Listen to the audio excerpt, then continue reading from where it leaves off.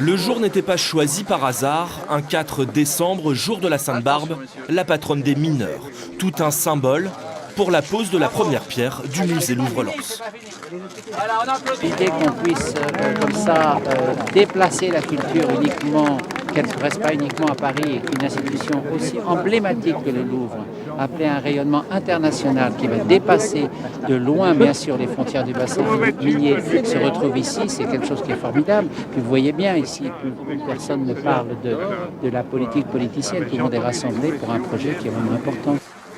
Le Louvre à Lens, c'est un événement pour tout le bassin minier, une perspective culturelle unique pour une région qui a longtemps souffert de son image. Il y aura, j'oserais dire, le glissement des générations. Mettons-nous à la place de celles et ceux qui ont vécu au fond de la mine, ça ne peut pas se faire du jour au lendemain.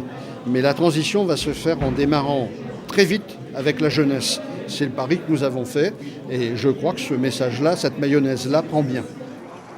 Conçu par des architectes japonais, le bâtiment s'étendra sur 28 000 mètres carrés, à l'endroit même de la fosse neuve des mines de Lens. 2 expositions temporaires seront alimentées par les 8 départements du Louvre.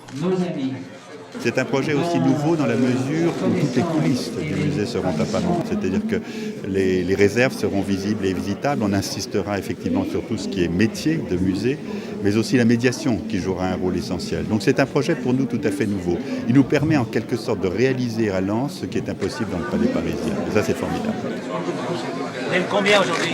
Le Louvre-Lens devrait ouvrir ses portes en 2012 et voir affluer près de 600 000 visiteurs par an.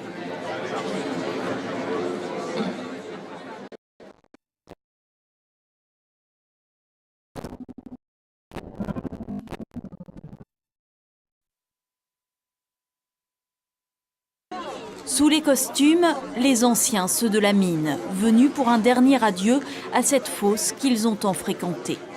En dessous, c'était notre vie, notre gagne-pain. On était 200 000 mineurs à une certaine époque. Moi, j'ai commencé en 1948, à 14 ans, tout fier pour faire comme nos parents. Et à l'époque, on disait mineurs de père en fils. La mine, le terrain vague, puis enfin le musée. Pour beaucoup, c'est une reconnaissance. Mais François Michel, 30 ans passé au fond, se demande si le Louvre suffira pour attirer les touristes dans le bassin minier. Je viens d'Angleterre. Alors, matinée au Louvre, 2 heures au Terry, puis après, je repars au train. J'ai plus rien à voir. Stade Bollaert ou bien. Il faut être fervent du football. Si vous n'êtes pas fervent du football, ça ne vous intéresse pas non plus. À 2 pas du chantier, les anciens corons.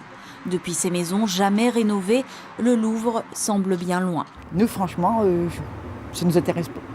On sait qu'on ne mettra jamais les pieds. Alors, ils auraient fait des logements pour les pauvres ou ceux qui n'ont pas de logement, parce qu'il y en a beaucoup qui n'ont pas. Ça aurait été 10 fois mieux. Vous irez quand même ? Bah ouais, mais pas beaucoup. Une fois, à l'entrée peut-être, au début. Puis après, je crois que c'est tout. Pour ces jeunes filles, en revanche, le Louvre représente l'avenir, l'espoir d'une autre culture et le souvenir des racines ouvrières. On l'a choisi un peu pour ça, le terrain. Et si on oublie sa fonction première, c'est un peu triste. On ne pourra jamais l'oublier, mais on pensera un peu plus au Louvre comme mine. Pour elle, ce n'est déjà plus qu'un terrain vide à l'heure du passage de témoins.